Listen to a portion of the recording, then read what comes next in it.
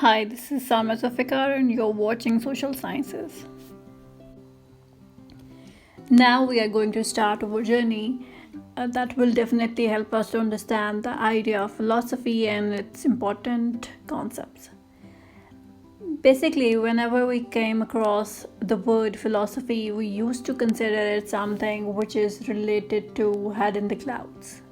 But in reality, philosophical beliefs are very common among common people.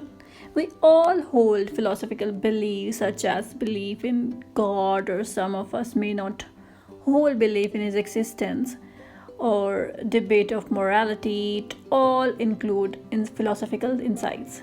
So we cannot say that it is something alienated from our life. Rather, we must realize the point that it is part of our everyday life. In philosophy, we start from asking fundamental questions.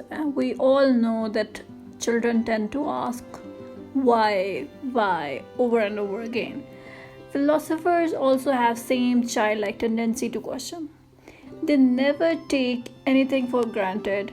Rather, they put effort and time to understand and to know things which are happening in our everyday life. So we can say that the phenomena of questioning will lead any philosopher to the ultimate realities of their life. I know it is difficult to think philosophically because when we start it, we have to think without any safety net. Therefore, firm grounds beneath our feet quickly dissolve away, leaving us hanging in the void.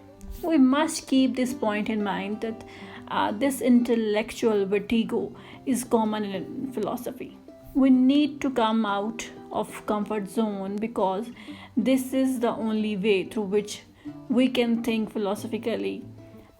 History is full of such examples which shows that all greatest inventions are a result of asking questions and coming out from that vertigo, intellectual vertigo.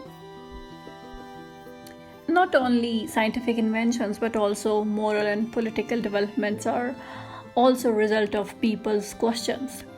Rather being comfortable with the existing realities, they reject the ideas and raise questions about it and bring change in the society.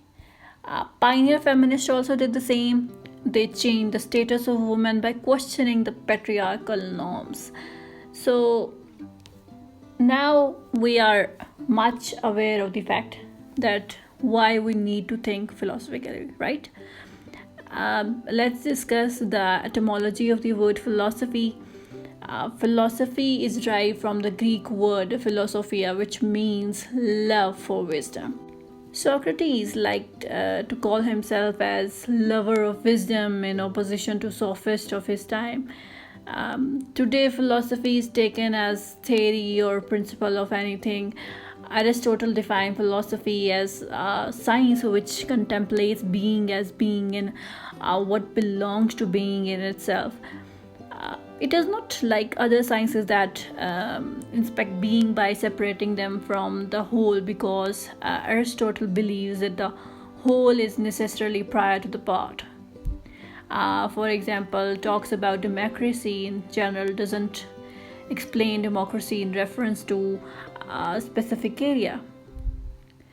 He also stated that no fact can exist alone. Relationship with other things is necessary, or you can say that you cannot understand a man until you first understand his social background, the state to which he belongs, or more broadly, there can be no apple without an apple tree. So Aristotle is of the view that without understanding the relation between apple and apple tree, we cannot understand an apple. I hope that makes sense to you now. In order to conclude the whole debate, we can say that philosophy is the way of thinking about questions. They may include most exciting, puzzling, and important questions ever asked without any safety nets. So let's fasten your seatbelts before getting into this exciting journey of learning how to think and how to raise questions. In the next video, we will discuss about different branches of philosophy. Till then, stay tuned. If you like this video, please like, share and subscribe to my channel, and don't forget to hit the bell icon.